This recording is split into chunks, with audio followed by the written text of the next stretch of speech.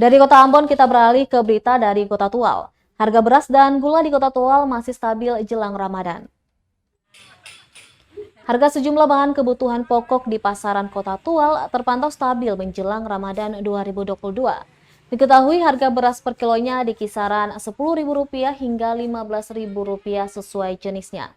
Sedangkan gula kiloan masih tetap di harga Rp14.000 per kilo.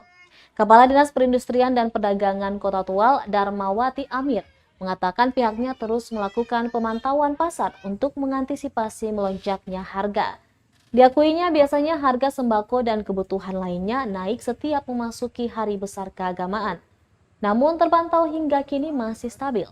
Hanya saja untuk minyak kelapa masih dijual dengan harga tinggi, di atas harga yang ditetapkan pemerintah sebesar Rp14.000 per liter.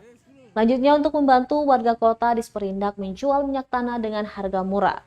Dia pun berharap harga sembako tetap stabil hingga usai Ramadan.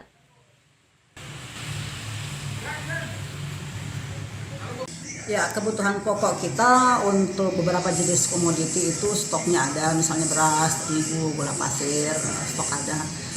Harganya juga masih posisi stabil.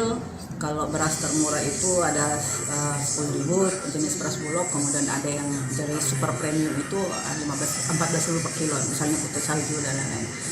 Gula pasir posisi saat ini ada yang ya tergantung, kalau dia curah dan kemasan itu harganya berbeda.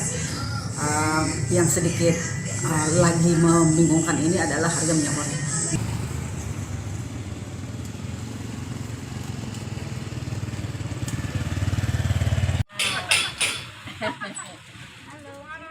Terima kasih sudah nonton. Jangan lupa like, subscribe, dan share ya.